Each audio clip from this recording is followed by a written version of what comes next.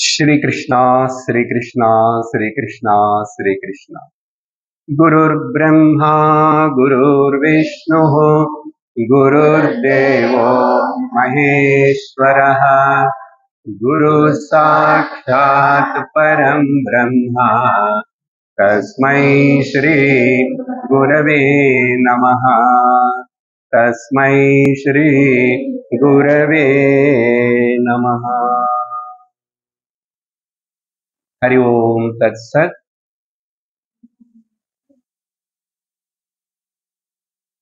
శ్రీమద్భాగవతం ఈ కథాశ్రవణమునకు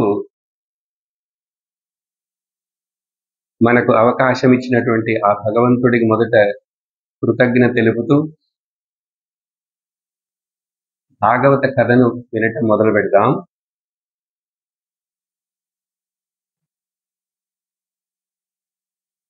లోకంలో చాలా మంది మనుషులు ఉన్నారు. వేరే వేరే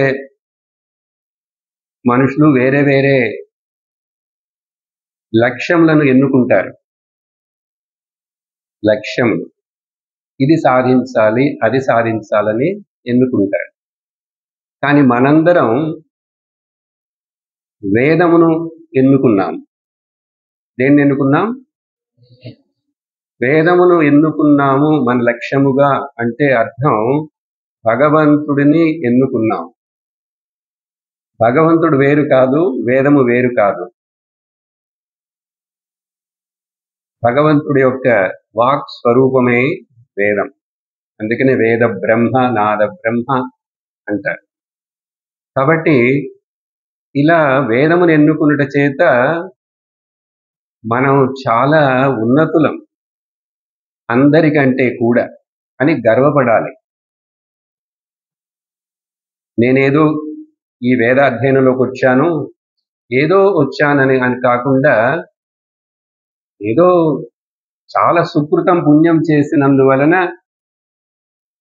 ఎవరు ఎన్నుకోనటువంటి ఈ వేద విద్యను మనం లక్ష్యంగా ఎన్నుకున్నాం. వేద విద్య వేదమునే. అప్పుడు దేవుణ్ణి మనం ఎన్నుకున్నామని చెప్పాను కదా. కాబట్టి మనకింకా తిరుగులేదు.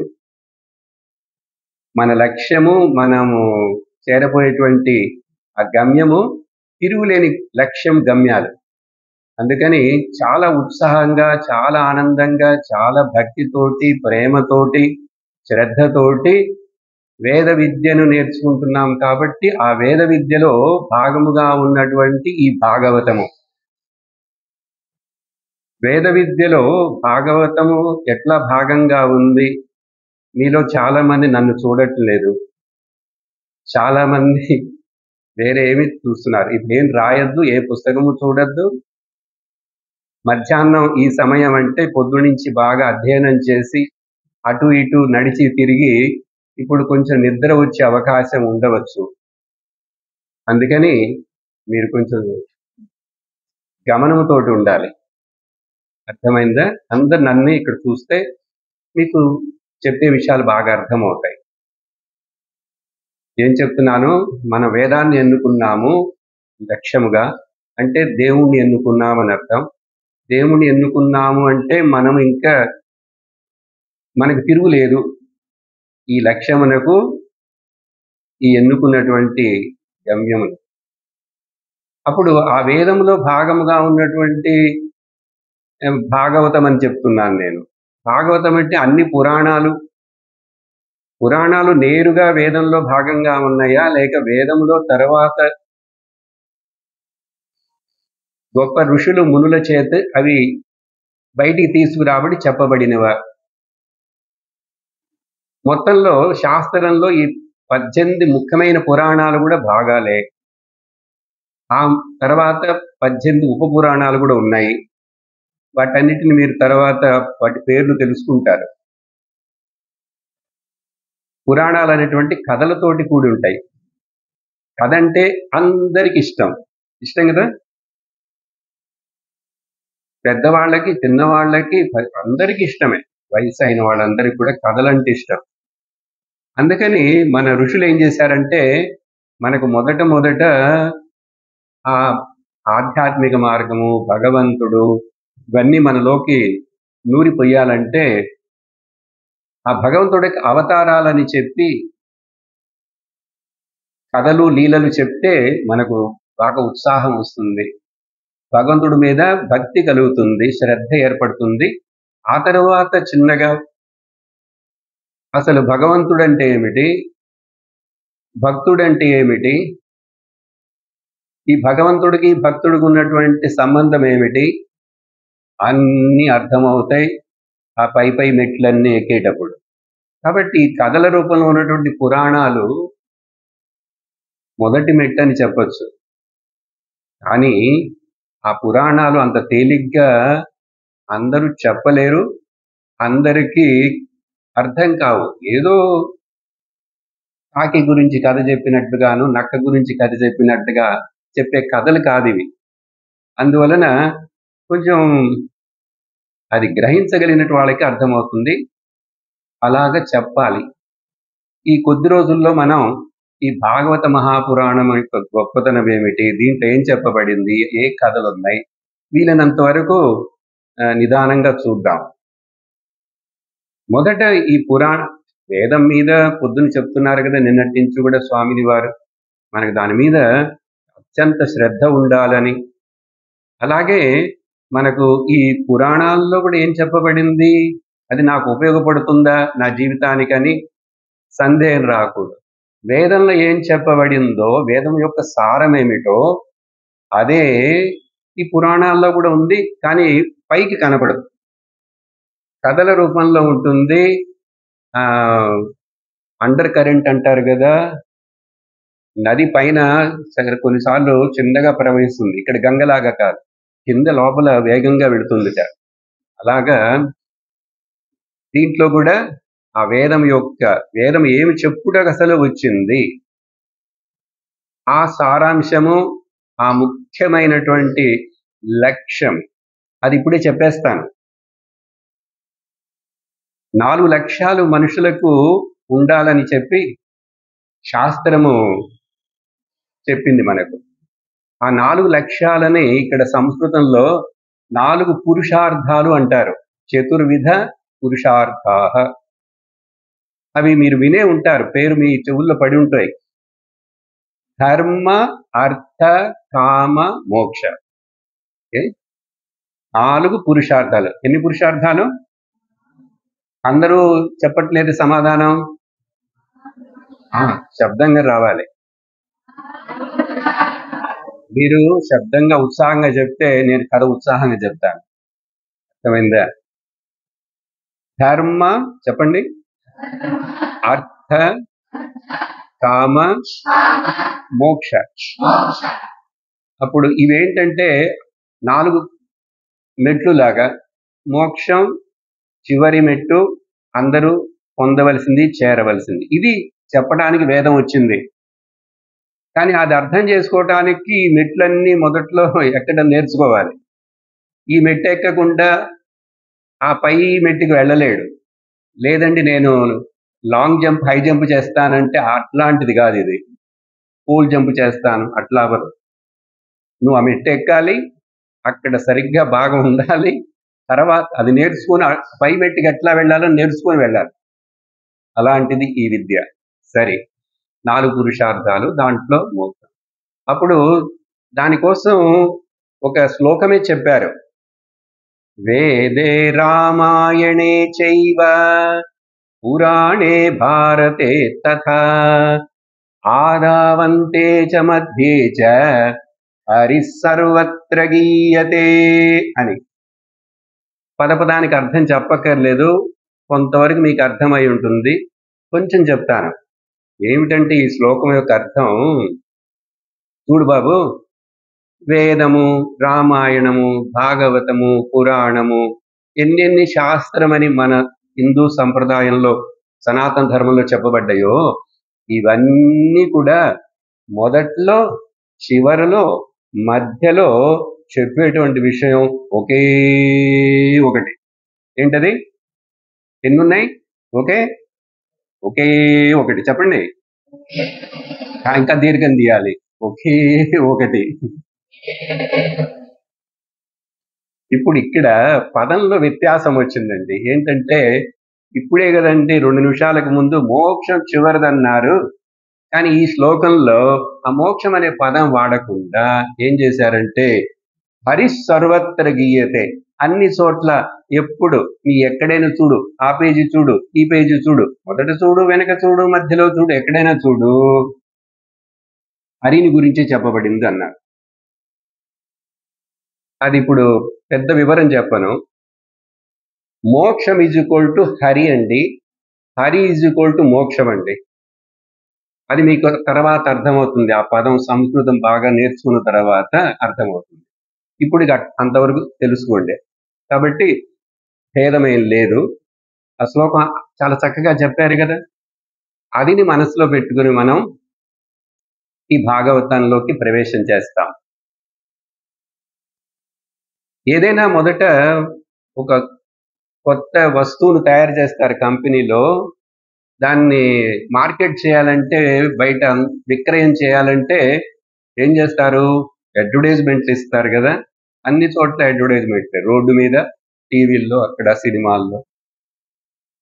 మన శాస్త్రం కూడా అలా చెయ్యదు, కానీ కొంచెం మొదట ఆ అడ్వర్టైజ్మెంట్ ఎట్లా చేస్తుందంటే, నువ్వు ఇది తిన్నావనుకో నీకేంటి ఫలం లభిస్తుందో తెలుసా అని చెప్పి అట్లా మనకు చెప్తుంది.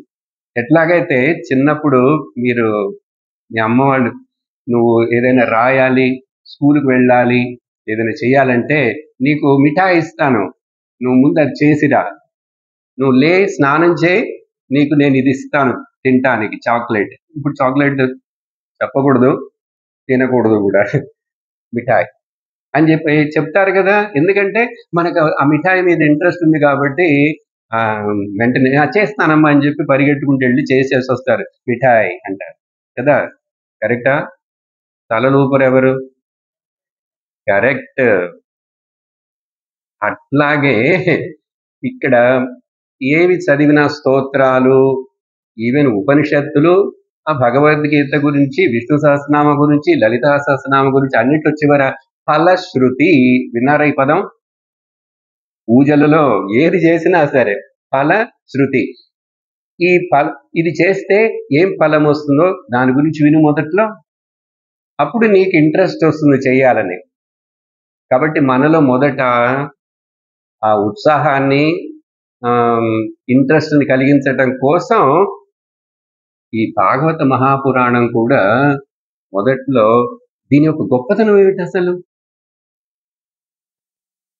దీనికి ఎందుకు ఇంత టైం ఇచ్చి మనం ఇదంతా నేర్చుకోవాలి అని ఆ వినేవాడికి, చదివేవాడికి అట్లా సందేహం రాకూడదని చెప్పి ఇక్కడ ఈ భాగవతాన్ని మనకు ఇప్పుడు అందేట్లుగా చేసినటువంటి సూత మహాముని, చెప్తాను ఆయన ఎవరని. ఆయన ఏం చెప్తున్నారంటే, ఎవరు అడిగారు, ఎవరికి చెప్తున్నారు ఆయన, అది చెప్పాలి. 5500 సంవత్సరాలు దగ్గరగా కలియుగం ప్రారంభమైందని చెప్పి ఈ భాగవతంలోనే చెప్పబడింది. ఇప్పుడు 5600 కూడా అయి ఉండొచ్చు. ఎప్పుడు అది ఎట్లా నిర్ణయం అయిందంటే, ఎప్పుడైతే కృష్ణుడు అవతారాన్ని ముగించి తాను తిరిగి మరల తిరోధానమై వెళ్ళాడో, తన శరీరాన్ని కనుమరుగు చేసేశాడో, ఆ క్షణము కలియుగం మొదలైంది. ఇది మన యొక్క లెక్క. దీనికి ఆధారాలు ఉన్నాయి. ఇంగ్లీషు క్యాలెండర్లు అవన్నీ పక్కన పెట్టేస్తాం. ఆ తరువాత ఇన్ని సంవత్సరాల తర్వాత ఈ భాగవతం అనేటువంటిది బయటకు వచ్చింది. ఎవరి ద్వారా వచ్చింది, ఎప్పుడు వచ్చింది? ఎందుకంటే ఈ ఇన్ఫర్మేషన్ని మీరు భాగవతం అంటే నేను అనుకున్నాను కృష్ణుడి కథ చెప్తారు వెంటనే ఈ రోజు అనుకున్నానన్న. కృష్ణుడి కథ చెప్తాను. భాగవతం అంటే కృష్ణుడు మాత్రమే కాదు. అసలు భాగవతం అంటే ఏంటంటే పెద్దలు ఏం చెప్తారు, భగవంతుడికి భాగవతమునకు భాగవతుడికి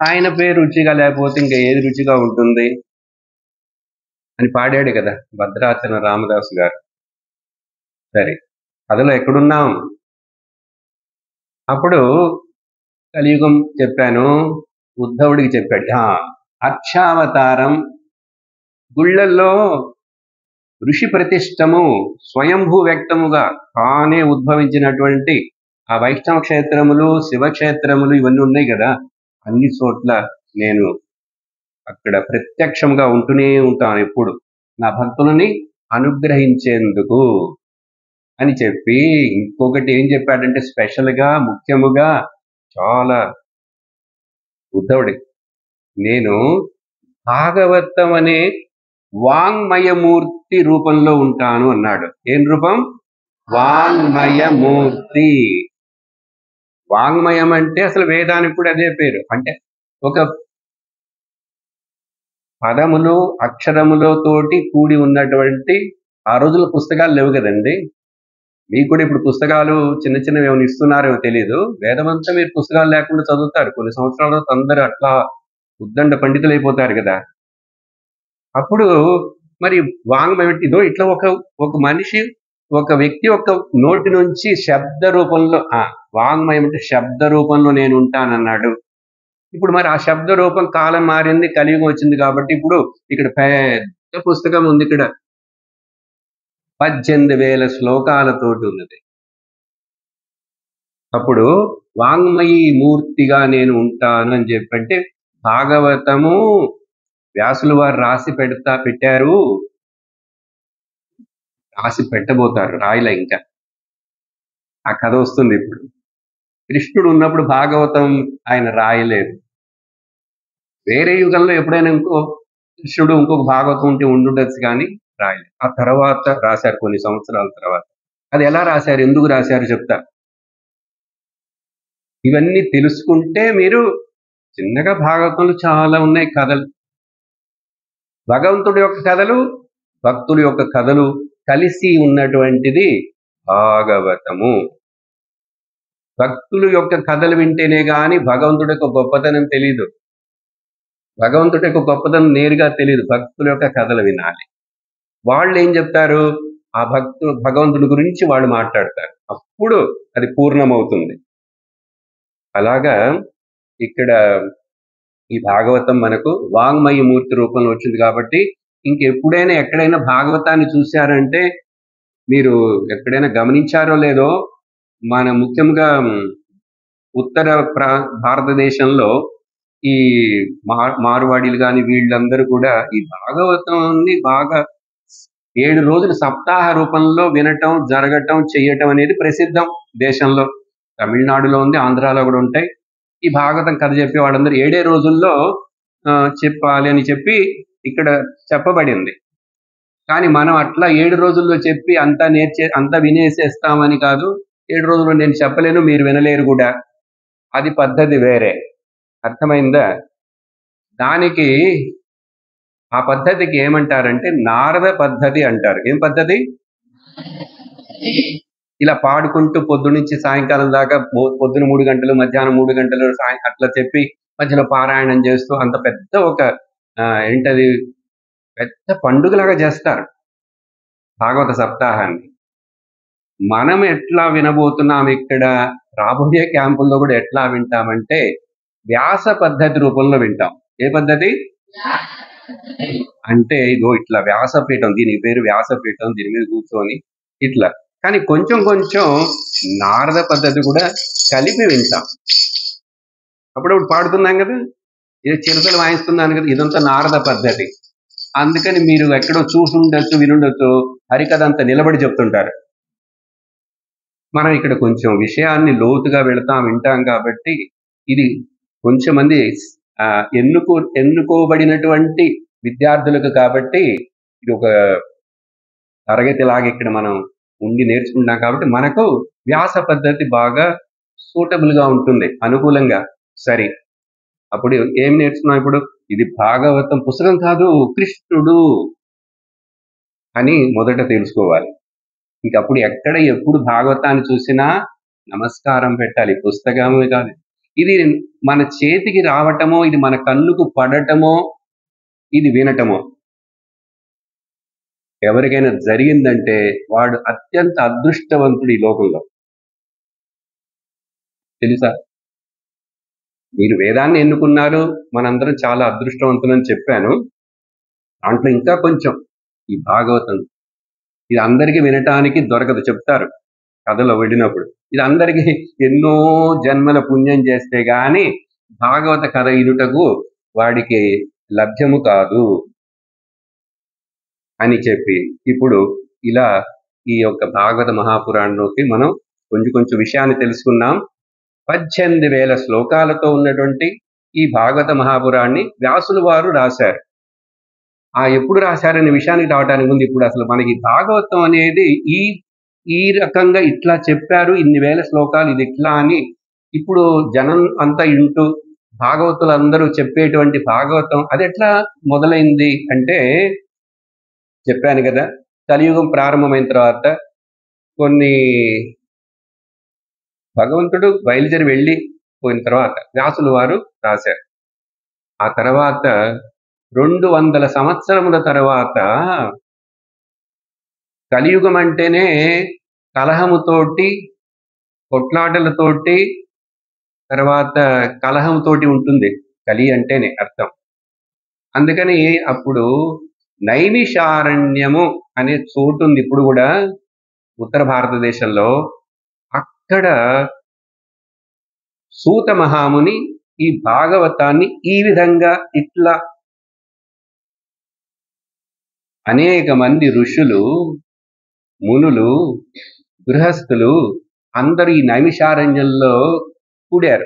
ఒకళ్ళు కాదు, ఇద్దరు కాదండి, వేల మంది. ఎంతమంది? వేల మంది. అక్కడ వాళ్ళు ఈ కర్మకాండకు సంబంధించినటువంటి యజ్ఞ యాగములు ఇవన్నీ చేస్తూ దాంట్లోనే పాల్గొంటూ అలా కాలం గడుపుదాం. ఎందుకంటే కలియుగంలో ఇప్పుడు లోకంలో మనం వెళ్ళి దాంట్లో చిక్కుకోవటం ఎందుకు, ఇక్కడ మనం ప్రశాంతంగా మన సాధన చేసుకుందాం అని చెప్పి అక్కడ నివసిస్తున్నారు అందరు నైమిషారణ్యంలో. అందుకని అక్కడ కూడినటువంటి వాళ్ళందరూ కలిసి వాళ్ళల్లో ఈ మధ్యాహ్నం టైంలో ఇప్పుడు మీకు కథ చెప్తున్నట్లుగానే ఎంతసేపు అధ్యయనం చేశారు, ఇప్పుడు మీకు కొంచెం కథ కావాలి. అలాగే ఆ యజ్ఞం యాగము అంతా చేసిన తర్వాత మధ్యాహ్నం సాయంకాలము పైననో కొంచెం ఇవన్నీ కథలు ఇట్లాంటివన్నీ జరుగుతుంటాయి, గుళ్ళల్లో కూడా జరుగుతుంటాయి కదా. అలాగే అక్కడ వాళ్ళందరూ మాకు విశ్రాంతిగా ఏదైనా వినాలి, భగవద్ గుణములను వినాలి, భగవంతుడి కోసం చేశాం, యజ్ఞం యాగం హోమం అంతా చేశాం, భగవద్ గుణంగా కథ రూపంలో వినాలని అడిగారు. ఎవరు? అందరూ అడుగుతారు, అన్ని వందల మంది ఉంటే అక్కడ. వాళ్ళల్లో ఒక పెద్ద మనిషి, ఒక ఋషి ఉన్నారు, శౌనక ఋషి. ఎవరది? ఆ శౌనక ఋషి ఆ సభలో అక్కడ సూత మహాముని వచ్చారు. సూత మహాముని అక్కడ లేడు ఎప్పుడు. శౌనకుడు, నీలం ఋషి అందరూ అక్కడ ఇది జరుపుతున్నారు. అనేక రోజులు, ఒక రోజు కాదు, అనేక రోజులు జరిగే ఈ యజ్ఞ యాగములు ఇటువంటి కథ కాలక్షేపములు ప్రవచనములు జరిగేటువంటి ఆ విషయానికి ఏమంటారంటే దీర్ఘ సత్రం అంటారు. ఏమంటారు? అది ఎన్నో వందల సంవత్సరాలు అట్లా జరిగిందిట, జరుగుతూనే ఉన్నదిట. అప్పుడు ఇప్పుడు జరుగుతున్నది. మనం ఇక్కడ చేస్తున్నాం, చూసారు ఇప్పుడు అదే గంగా ప్రవహిస్తున్నట్లు ఇప్పుడు చేస్తున్నాం ఇక్కడ దీర్ఘ సత్రం. అటువంటి సమయంలో అందరికి అనిపించింది, సూతుడు వచ్చాడు, ఇక్కడ దర్శనమిచ్చాడు. సూత మహాముని దర్శనమిచ్చాడు. ఇస్తే అందరికి ఒకటే సంతోషం. ఎందుకండి అంత సంతోషం? వీళ్ళే వందల మంది ఉన్నారు కదా, వీళ్ళ ముఖాలు చూసుకుంటేనే సంతోషం రాలేదా అంటే, సూతుడు యొక్క స్పెషాలిటీ ఏమిటి, ఆయనకు గొప్పదనం వీళ్ళందరికీ తెలుసు. ఆ సూత మహామునికి అన్ని పురాణాలు ముఖ్యంగా మనోపాఠం. ఇక్కడ బ్రెయిన్ లో ఈ మెమరీ బాక్స్లు ఉన్నాయి ఆయనకి. అన్ని పురాణాలంటే 18 పురాణాలు ఎన్ని శ్లోకాలో తెలుసా? ఇంకా మీరు తర్వాత వివరం చూసుకోండి. 4 లక్షలండి. ఎన్ని? చెప్పండిరా బాబు శబ్దంగా. భయపడిపోయారండి. 4 లక్షల శ్లోకాలండి. తర్వాత లెక్కించుకోండి. ఇది కాకుండా ఆయనకి ఆ మహాభారతం కూడా తర్వాత ఆయనకి తెలుసు. అన్ని మీరు ఇప్పుడు ఎక్కడ ఏది తీసి ఏ పురాణం ఏది చూసినా సూత ఉవాచ అని ఉంటుంది.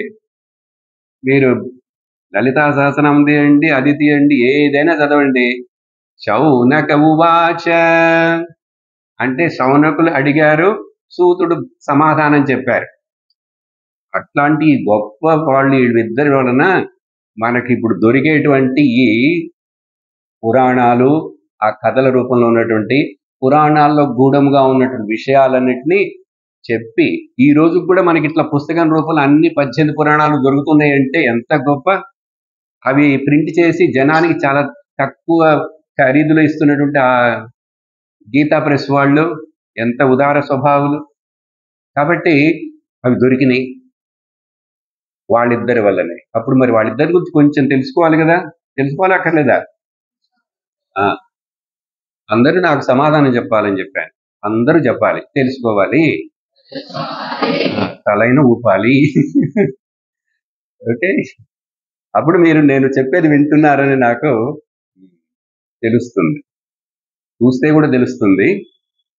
సరే, ఇప్పుడు ఆ సూత మహాముని ఎవరని చెప్పాలి మీకు. ఈ సూత మహాముని, సూత అనేటువంటిది కులం యొక్క పేరు. ఆ రోజుల్లో అని సూతుడంటే బ్రాహ్మణుడు కాదు. బ్రాహ్మణుడు కాకపోయినా కూడా ఈయనకి ఇన్ని ఎట్లా తెలిసినాయి, ఈయన ఎంత పెద్ద ఋషి ఎట్లా అయినాడంటే, బాబు పుట్టింది కులం వేరే అయినా కూడా బ్రాహ్మణత్వం పొందుటకు ప్రయత్నం చేసి నువ్వు బ్రాహ్మణత్వం పొందవచ్చు అని శాస్త్రంలో చెప్పబడింది. దానికి అందరికీ అవకాశం ఉంది, కానీ నువ్వు అట్లా అవ్వాలి, బ్రాహ్మణత్వం రావాలి. దాన్ని మీకు బాగా తర్వాత స్వామినమ్మ చెప్తారు.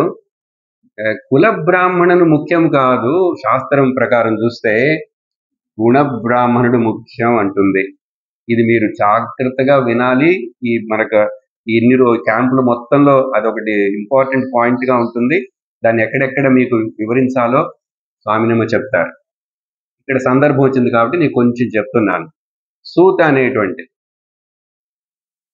సహజంగా రాజు దగ్గర ఉండే సేవకులను, లేక రాజుల గురించి ఆ పాడేవాళ్లను, ఈ రథాన్ని సారథులుగా ఉండేవాడును, వీళ్ళని సూతులు అంటుండేవాడు.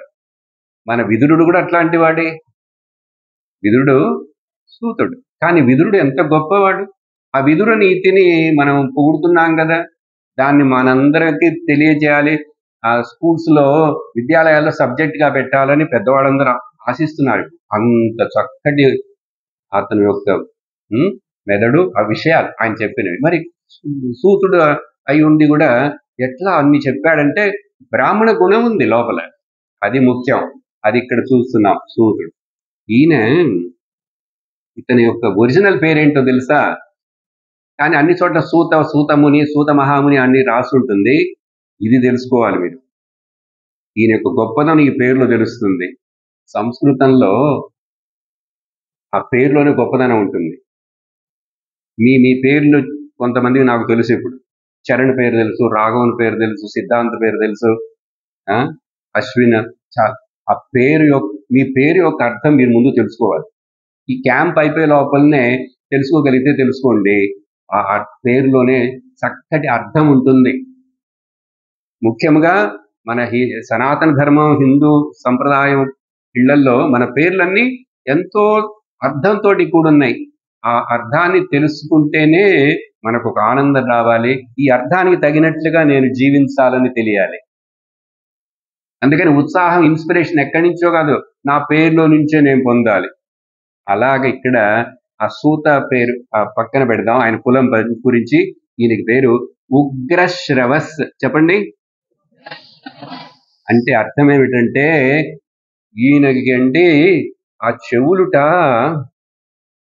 చాలా పెద్దవి అని చెప్పాలి.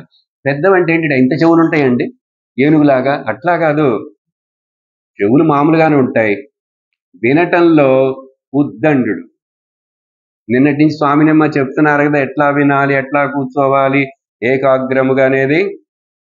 ఈయనకి టైట్, ఆయన పేరే ఉగ్ర శ్రవసుడు. అంటే ఇట్లా చెప్తే అట్లా గ్రహించేస్తాడు, ఇంకా మళ్ళీ మర్చిపోడు.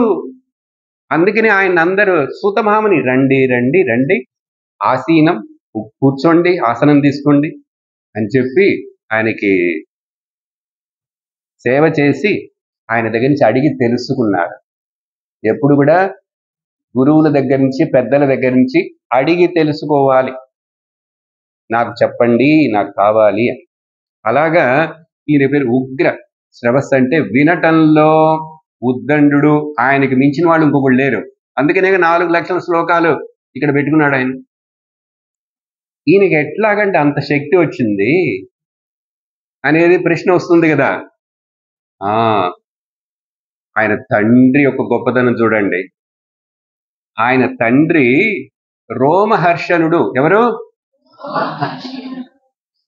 ఈ పేర్లన్నీ మీరు వెళ్ళిన తర్వాత రాయాలి. ఈ రోజు భాగవతంలో ముఖ్యంగా ఈ పేర్లు, ఈ విషయం చెప్పారు, ముఖ్యమైన, మర్చిపోకూడదు.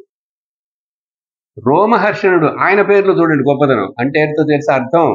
ఆయనకి ఇట్లా భగవంతుడి పేరు, భగవంతుడి కథ, ఏదైనా నామం చెప్తే ఆయన శరీరం మీద వెంట్రుకలన్నీ లేచి నిలబడతాయిట.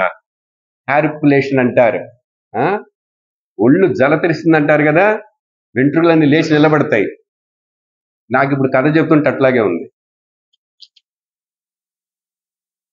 దాన్ని తాదాత్మ్యం అంటారు, దాన్ని ఆనందం అంటారు. ఆ విషయంతో ఏకమవటం. మీకు కూడా ఏదో కొన్ని ఇట్లా అట్లా అనుభవించుంటారు. అట్లాగా ఈయన వ్యాసుడు యొక్క శిష్యుడండి. అది గొప్పతనం. గురువు గారు ఎవరో చూడండి. రోమహర్షణుడు ఎవరి యొక్క శిష్యుడు? అప్పుడు వ్యాసుడు యొక్క శిష్యుడు రోమహర్షణుడు. ఆయన నేర్చుకున్నాడు ఇలా అన్ని వ్యాసుల వారి దగ్గర. సహజంగా తండ్రి కొడుకుకి నేర్పిస్తాడు. కాబట్టి అప్పుడు ఈ ఉగ్ర శ్రవస్సు ఆ రోమహర్షణుడు యొక్క కొడుకు. ఇలాంటివి ఎవరు వినుండరు మీరు ఇంతకుముందు. నేను అవి చెప్పకుండా కథలోకి వెళ్ళచ్చు. ప్రహ్లాద కథ చెప్పచ్చు, వెంటనే ధ్రువ కథ చెప్పచ్చు. ఎన్నో దీంట్లోని కథలు మీరు చిన్నప్పటి నుంచే మీ అమ్మ నాన్నల దగ్గర నుంచి ఎక్కడో వినుంటారు, ఎక్కడో చూసుంటారు, కొన్ని సినిమాల్లోనో టీవీలోనో ఏదో ఒకటి కదా. అందుకని భాగవతంలో ఆ చిన్న ముఖ్యమైన తెలిసిన కథ అందరికీ తెలుసు. కృష్ణాష్టమి వస్తుంది, కృష్ణుడు వెన్న దొంగిలిస్తాడు, కుండలు పగలగొట్టాడు, ఇవన్నీ అందరికీ తెలుసు. అది తెలుసుకోవాలి, ఇంకా చక్కగా తెలుసుకోవాలి, ఇది తెలుసుకోవాలి. అందుకని నేను చక్కగా మీకు ఫౌండేషన్, ఈ భాగవతం అంటే ఇంకా ఇట్లాంటిదా అని చెప్పి జీవితంలో ఇంకా మర్చిపోకూడదు, దీని యొక్క గొప్పదనం ఇంత అని. అందుకని చెప్పాను. సరే, ఏమైంది? ఈయన ఆ నైమిషారణ్యానికి వచ్చాడు. ఆ నైమిషారణ్యానికి చాలా ప్రసిద్ధం ఉందండి. ఇప్పుడు అవన్నీ నేను మాట్లాడితే నాకు సమయం సరిపోదు, మీకు కష్టం. తర్వాత తెలుసుకుందాం. ఎందుకు ఆ పేరు వచ్చిందంటే ఒకే ఒక మాట చెప్తాను. అది బ్రహ్మదేవుడు సెలెక్ట్ చేశాట. అది ఎప్పుడో ఏదో రోజుల్లో, ఏ యుగంలోనో అందరు అడిగారు, మళ్ళీ భూలోకంలో తపస్సు చేయటానికి అనువైనటువంటి ఏదైనా ఒక స్థానం చెప్పండి. మా వేద విద్యార్థి ప్రబోధ శిబిరం జరపడానికి ఎక్కడైనా మంచి స్థలం కావాలంటే ఈ దేవభూమిని సెలెక్ట్ చేసుకున్నాం మనం. అది అమ్మ చేశారు. అది మనకి గంగ ఇట్లా ప్రవహిస్తూనే ఉంది, 24 గంటలు చూడొచ్చు. దొరుకుతుంది అవకాశం?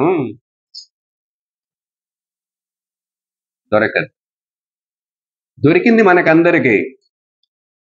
అట్లాగా అందుకని ఒక అనువైనటువంటి ప్రదేశం, అనువైనటువంటి గురువు, అనువైనటువంటి ఇల్లు, తల్లిదండ్రులు, ఇవన్నీ దొరకడం అంటే అనేక పూర్వజన్మ కృతం పుణ్యం దొరికింది మనకు.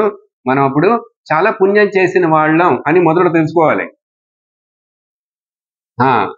ఎప్పుడు మనల్ని మనం, నాకు భగవంతుడు ఇన్ని అవకాశాలు ఇచ్చారు.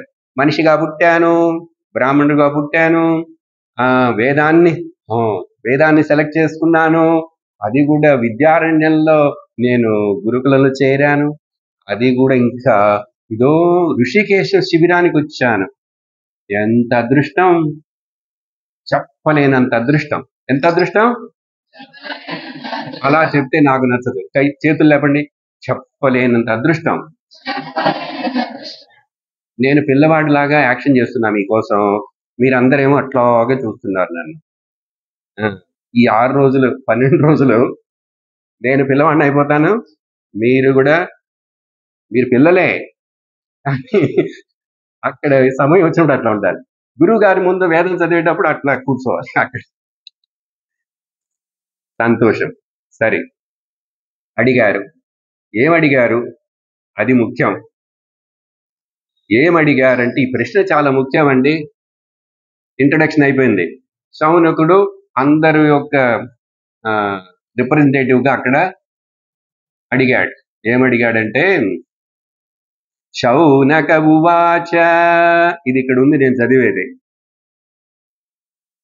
అజ్ఞానద్వాంత విధ్వంస కోటి సూర్య సమప్రభా సూతాఖ్యాహి కథా సారం మమ కర్ణరసాయనం. ఒక్కొక్క పదాన్ని వివరించి చెప్పాలి, అంత చక్కగా ఉంది. సంక్షిప్తంగా అడుగుతున్నా. అజ్ఞానమనే చీకటిని తొలగించగలిగినటువంటి కోటి సూర్యు యొక్క ప్రభ లాంటి వెలుగు కలిగినటువంటి ఓ సూత మహాముని. చూడండి ఎంత విశేషణం ఇచ్చి చెప్తున్నారో. ఒక సూర్యుడే మనకు చూడటం కష్టం. ఆయన గురించే అమ్మ చెప్పారు కదా, సూర్యమండలానికి ఎవరిని వెళ్తారా? వెళ్ళగలరు. ఏమిటి? కోటి సూర్య సమప్రభ. ఆ వినాయకుడు ప్రేయర్లో కూడా ఉంది కదా, కోటి సూర్య సమప్రభ నిర్విఘ్నం కురుమే దేవ సర్వకార్యేషు కోటి సూర్య సమప్రభ. ఎందుకంటే ఆ ప్రకాశం ఏంటి? ప్రకాశం వస్తే చీకటి పరిగెట్టిపోతుంది. ప్రకాశం ఉన్న చోట చీకటి ఉంటుందా? ఉండదు. అప్పుడు ఇక్కడ చీకటి, అజ్ఞానం అనేది అందరి బుర్రల్లో ఉన్నదే. అది పుట్టినప్పుడే ఉంది. కొంచెం అజ్ఞానం వలనే పుట్టాం, కానీ జ్ఞానవంతులం అవ్వాలి. అది మనుషుడే ప్రయత్నం చేయగలడు, వేరే జంతువులు చెయ్యలేవు. అందుకని నేను అడుగుతున్నారు. కాబట్టి సూత మహాముని, మీరు చెప్పండి ఏంటది? కథ యొక్క సారం కావాలి. కథలు ఎన్నో ఉన్నాయి, మీకు తెలిసినన్ని కథలు ఈ లోకంలో ఎవరికి తెలియవు. కాబట్టి ఆ కథలన్నిటి యొక్క సారాన్ని మా చెవులకు ఒక మందులాగా. చెవుల మందు ఏంటి? చెవు నొప్పే ఏంటి? ఈ కథ అనేటువంటిది చెవులతోటిగా వింటున్నారు అన్ని సత్సంగాలు. అందుకని అమ్మ సర్వేంద్రియాణం నయనం ప్రధానం అని చెప్పారు, అదొకటి ఇంపార్టెంట్. అది సరే అండి. అసలు ఈ చెవులు వినకపోతే వేదాన్ని ఎట్లా వింటావు? కళ్ళు కనపడపోయినా కూడా వేదాన్ని నేర్చుకోవచ్చు. కళ్ళు లేని వాళ్ళు ఎన్నో చేస్తారు, కానీ చెవులు వినపడలేదంటే ఏమి తెలియదుగా, శబ్దం తెలియదు, భాష ఏది కమ్యూనికేట్ అవ్వదు. అవుతుందా? అప్పుడు చెవులు కూడా ఎంత ముఖ్యం. శాస్త్ర వేదము సంబంధించినంత వరకు ఈ శ్రోత్రియంద్రం అత్యంత ముఖ్యం. జ్ఞానులు ఎంతోమంది కళ్ళు లేని జ్ఞానులు ఉన్నారు, కళ్ళు తెలియని భక్తులు ఉన్నారు. సూర్దాసు లాగా. సూర్దాసుకి కళ్ళు లేవు పుట్టినప్పటి నుంచి, కాబట్టి కానీ జ్ఞానులైనారే. కాబట్టి ఇక్కడ అందుకని ఆ కర్ణ రసాయనం, చెవుల ద్వారా మాకు ఆ కథనే మందునివ్వండి. ఏమవుతుంది? అది అజ్ఞానం అనే రోగాన్ని తొలగించేస్తుంది. అది దీని అర్థం. గ్రహిస్తున్నారా? డోస్ ఎక్కువగా ఉందా? నేను మాట్లాడేది సులభంగా ఉందా లేదా? మీ వేదానికి, చెవుకి, ఈ భాగవతానికి సూతుడు అడిగిన క్వశ్చన్కి సంబంధం ఉందా లేదా? అందరూ చెప్పరు. నేను అడుగుతా ఇంకా. ఉంది కాబట్టి ఇది అడిగారు. ఇంకా అడిగారు కొన్ని శ్లోకాలు. అప్పుడు సూతుడు ఏం చెప్పాడు? ఒకే శ్లోకం చెప్తాను. శ్లోకం ఎందుకంటే మధ్య మధ్యలో మీకు సంస్కృతం రావాలి, సంస్కృతంలో మీరు బాగా ప్రగతిని పొందాలి. మనం చూపించబోతే సంస్కృతం మీద ఇంట్రెస్ట్ ఎవరు చూపిస్తారు? వేదం చదివేవాళ్ళు. అందుకని నిర్లక్ష్యం చేయకూడదు. ఎంతవరకు నేర్చుకోగలమో రాయటం, మాట్లాడటం, చదవటం, మీ గురుకులంలో అది మాత్రమే కాకుండా భగవద్గీత చెప్తారమ్మా, ఇప్పుడు వేరే శ్లోకాలు చెప్తున్నా, ఇవన్నిటి ఎంత ఉంది అని చెప్పి నేర్చుకుంటూనే ఉండాలి. సరే, ఒకే శ్లోకం బదులు చెప్పాలిగా. మరి సూతుడు ఏం చెప్తున్నాడంటే, ఇట్లాంటి ప్రశ్న వేసిన శౌనక మహాముని దగ్గర మొదట ఆయన ప్రీతిష్ సూత ఉవాచ, చెప్పండి. సూత ఉవాచ ప్రీతిష్ శౌనక చిత్తేతే యతో వచ్మి విచార్య చ సర్వసిద్ధాంత నిష్పన్నం సంసార భయనాశనం. చూడండి, ఆయన ఎంత చక్కగా సంక్షిప్తంగా క్వశ్చన్ వేశాడో ఆ గురువు గారు సూతుడు కూడా చాలా చక్కగా ఒకే శ్లోకంలో, ఇంకా శ్లోకాలు ఉన్నాయి, దీంట్లోనే అంతా తెలిసిపోయింది. మొదట ఏంటంటే, చాలా సంతోషం సౌనక, నాకు చాలా ఆనందం, ఐఎమ్ సో హ్యాపీ అంటారే, ప్రీతి, నా మనసుకి ఎంతో సంతోషంగా ఉంది నువ్వు ఇట్లాంటి ప్రశ్న వేసినందుకు. ఎందుకంటే నువ్వు అడిగినటువంటిది ఏంటి? మీ చెవులకి మందు కావాలన్నావు, అజ్ఞానాన్ని తొలగించేదన్నావు కదా. అందుకని నేను అట్లాంటిది మీకు సర్వ సిద్ధాంత సంపన్నం. నేను మొదట చెప్పాను కదా శ్లోకం, వేదే రామాయణే చైవ పురాణే భారతే తదా ఆదావంతే చ మధ్యే అని చెప్పానే. సర్వ సిద్ధాంత నిష్పన్నం, చెప్పండి. సర్రని లాగాలి బాగా. సర్వ సిద్ధాంత నిష్పన్నం. ఎందుకు అట్లా చెప్పానంటే, సర్వ అంటే సంస్కృతంలో మొత్తం అని అర్థం, సర్వేశ్వర అన్నారు. అప్పుడు ఆ సారాన్ని, అన్నిటి యొక్క సారం ఏమిటో తెలుసుకుంటే, సారం ఏంటో తెలియలేదు, లక్ష్యం ఏమిటో తెలియలేదు, అసలు వేదం ఎందుకు చదువుతున్నామో తెలియలేదు, ఆ పురుషార్థాల్లో 4వది ఏంటో తెలీదు అంటే ఇంకేంటి లక్ష్యం? నువ్వు సరిగ్గా మార్గంలో లేవు అని అర్థమవుతుంది. అందుకని నాకు చక్కగా చెప్పేసి, ఎందుకు ఈ సర్వసిద్ధాంతం అన్నిటిలో సారం చెప్తే ఏంటంటే, సంసార భయనాశనం. రోగం ఏంటి మనందరికీ, మనుషులందరికీ, పుట్టినందరికీ వేరే రోగాలు కాదు, కడుపు నొప్పి, చెవులు 10 వేరే. పుట్టిన ప్రతి ఒక్కడికి సంసారం అనే ఒక రోగం ఉందని శాస్త్రం చెప్తుంది, ఋషులు చెప్తారు. ఏంటి దీంట్లో అంటే, సంసారం అంటే ఏంటో అర్థం కాలేదా నాకు ఎక్కర్లేదు.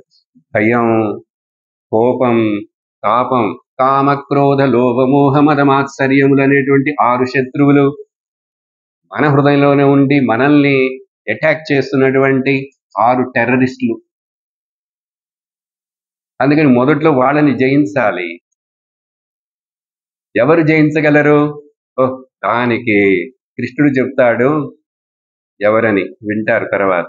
భాగవతం చెప్తుంది అందరు జయించలేరు, అందరు జయించలేరు. వీటన్నిటిని జయించిన వాడే, ఇంద్రియంను జయించిన వాడు మనస్సును జయించగలడు, మనసుని జయించిన వాడే బుద్ధిని జయించిన వాడే ఈ మాయను జయించి చేరవలసిన లక్ష్యాన్ని చేరగలడు.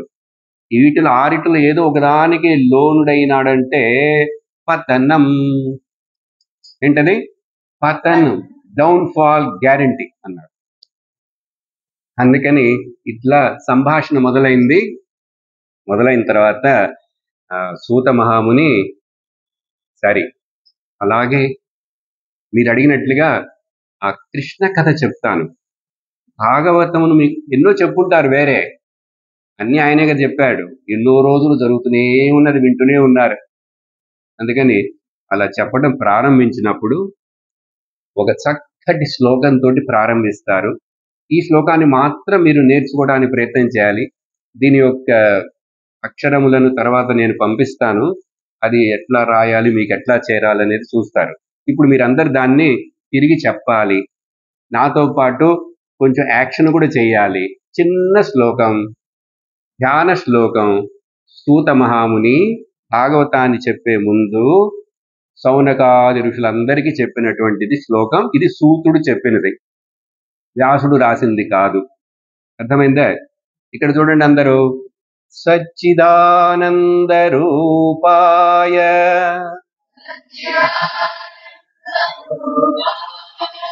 విశ్వోత్పత్యాది హేతవే. విశ్వోత్పత్యా ఈ ముద్ర హేతు హేతు. విశ్వోత్పత్యాది హేతవే. విశ్వో తాపత్రయ వినాశాయ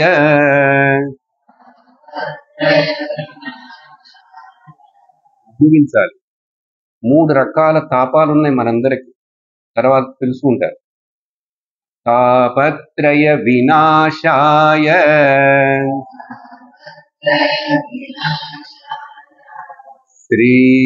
శ్రీకృష్ణాయ వయం నమః.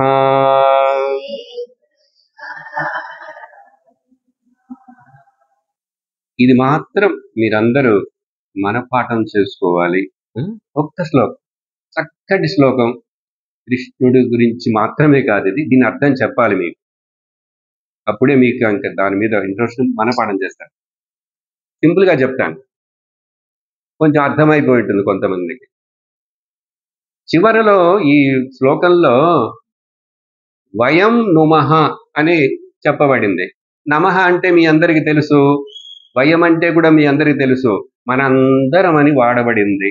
ఎందుకు బహువచనం వాడబడింది? ఇప్పుడు నేను ఒక్కనే మా ఇంట్లో మా రూమ్లో నేను చెప్పుకుంటున్నానండి. ఎందుకు మేమందరము నీకు నమస్కరిస్తున్నాము అని ఎందుకు చెప్పాలి? ఇది మన యొక్క గొప్పతనం. ఎవరు? వైదికుడి యొక్క గొప్పతనం. ఈ భారతదేశంలో ఈ వైదిక ధర్మంలో ఉన్నటువంటి అత్యంత పెద్ద గొప్పతనం ఏంటంటే లోకా సమస్త సుఖినో భవంతని చెప్పగలిగినటువంటి ఒకే ఒక దేశం, ఒకే ఒక సంస్కృతి, ఒకే ఒక సనాతన ధర్మ సంప్రదాయం ఇక్కడ మాత్రమే. నాకు ఇంకా పదాలు చెప్పాలని ఒళ్ళంతా గగురు పొడుస్తున్నారు. అర్థమైందా? వేరే ఎక్కడ ఏ దేశంలో ఏ మతము, ఏ జాతి, ఏ మనుషుడు చెప్పట్లేదండి. వాళ్ళందరూ మనకు నేర్పిస్తారట అని చెప్పి ముందుకు వస్తున్నారు. మీకేం తెలీదు అని తిట్టారుగా పొద్దున బాగా. ఇంకా చెప్తారు అమ్మ. అందుకని మోసపోకూడదు, మైమర్చిపోకూడదు. స్వధర్మమును వీడిన వాడు నాశనం అయిపోతాడు. ఎక్కడైనా అక్కడక్కడ వాళ్ళు స్వధర్మం, ఇది భగవద్గీతలో చాలా ముఖ్యమైనటువంటి ఒక విషయం, చాలా ముఖ్యం. ఇప్పుడు అదే మీరు చేస్తున్నారు. మీరేంటి ఆ గురుకులంలో విద్యార్థులు మీ స్వధర్మం నేర్పిస్తున్నారు, చెప్పిస్తున్నారు, మీరు అనుసరిస్తున్నారు. కాబట్టి ఈ శ్లోకం ఏం చెప్తున్నాను? వయం అనేటువంటిది బహువచనం. టైం అయింది. ఈ శ్లోకం మాత్రం నేను 2 నిమిషాలు లేట్గా స్టార్ట్ చేశా ఈరోజు. మీరు అందరు రాలేదు, అయిపోతుంది. వయం అని చెప్పడం అదొక విశేషం. అందుకనే ఆ నమః అని చెప్పకుండా నుమః అన్నారు. అది కూడా ప్లూరలే, బహువచనం. సరే, నమః అందరం కలిసి నమస్కరిస్తాం. ఎవరికండి? ఆ శ్రీకృష్ణుడికి. శ్రీకృష్ణుడికా? నేను శివభక్తుడినండి. కూడలా మీరు నేను ఇట్లా పెట్టుకున్నానే. మా ఇంట్లో చిన్నప్పటి నుంచి మా అమ్మ నాన్న అందరూ మేము శివభక్తులమే. అట్లా అని అనుకుంటామని నిర్లక్ష్యం చేయకూడదని చెప్పి సూతుల వారు ఆ కృష్ణుడు ఎవరో మొదలు చెప్తున్నారు. కృష్ణుడు అంటే నువ్వు అనుకునేటువంటి ఇట్లా పెట్టుకోవాలా, అప్పుడు పుట్టాడా, ఇప్పుడు పుట్టాడా, ఎక్కడ పుట్టాడు, ఎవరికి పుట్టాడు, ఇది కాదు బాబు. సచ్చిదానంద రూపాయ అన్నారు. ఏంటో తెలుసా? అది వేదం, ఉపనిషత్తు యొక్క మహావాక్యం. ఆత్మ యొక్క స్వరూపం, బ్రహ్మ యొక్క స్వరూపం. మేము బ్రహ్మని గురించి మాట్లాడుతున్నాను. ఆ కృష్ణుడు అవతారాన్ని గురించి మాత్రమే కాదు. ఆ బ్రహ్మమే కృష్ణుడిగా వచ్చాడు. పరబ్రహ్మలింగం, కృష్ణ రూపం. అందుకని శ్రీకృష్ణాయ వయం నుమః. ఎవరా కృష్ణుడు? సచ్చిదానంద స్వరూపుడు. సరే, ఏంటి నాకు ప్రయోజనం? మళ్ళీ ప్రయోజనం చెప్పాలి కానీ ఫలం అది ముఖ్యం. ఒక స్పూన్ కొంటే ఇంకో స్పూన్ ఫ్రీ అన్నాడు, ఒక పేస్ట్ కొంటే ఇంకొక పేస్ట్ ఫ్రీ. అన్ని ఇంతే కదా, మార్కెట్లో అన్నీ అంతే. ఫలం కావాలండి నాకు. ఈ క్యాంపుకి వచ్చాను ఇప్పుడు, నాకు ఇంకేంటంటే చాలా నేర్చుకుంటావు బాబు, చూడు నువ్వే రోజు రోజుకి ఎన్నెన్ని ఎట్లా తెలుస్తాయో, నువ్వే ఎంత ఎదిగిపోతావు. కాబట్టి ఏం ఫలం చెప్తున్నారు? సచ్చిదానంద రూపాయ విశ్వ ఉత్పత్తి హేతవే. ఆ శ్రీకృష్ణుడు సచ్చిదానంద స్వరూపుడు, ఈ జగత్తు మొత్తము సృష్టి అవుటకు కారణము. సరే, అది కూడా ఓకే అండి, ఒప్పుకుంటాను. నాకేంటండి ఫలం? నాకేమి ప్రయోజనం అంటే, తాపత్రయ వినాశాయ. ప్రతి మనిషికి 3 తాపాలున్నాయి. ఆది భౌతికం, ఆధ్యాత్మికం, అధిదైవం. అవేంటనేది మీరు కొంచెం కొంచెం తెలుసుకుంటారు. భయపడిపోకండి, సంస్కృత పదాలు ఇన్నని అన్ని తెలియాలి. ఇవన్నీ బేసిక్ లాంటివి. యాక్చువల్గా ఈ 3 తాపత్రయాలు అందరికీ ఉన్నాయి. తాపములు ఉన్నాయి. తాపం అంటే వేడి, బాధ కలుగుతున్నాయి, నన్ను కష్టపెడుతున్నాయి. వాటన్నిటిలో నుంచి నీకు ముక్తి దొరుకుతుంది అని చెప్పి ఇక్కడ ఈరోజు మనం ఆ భాగవతంలోకి ప్రవేశం చేశాం. ఇంకా చక్కగా విషయాలను వింటారు రేపటి నుంచి.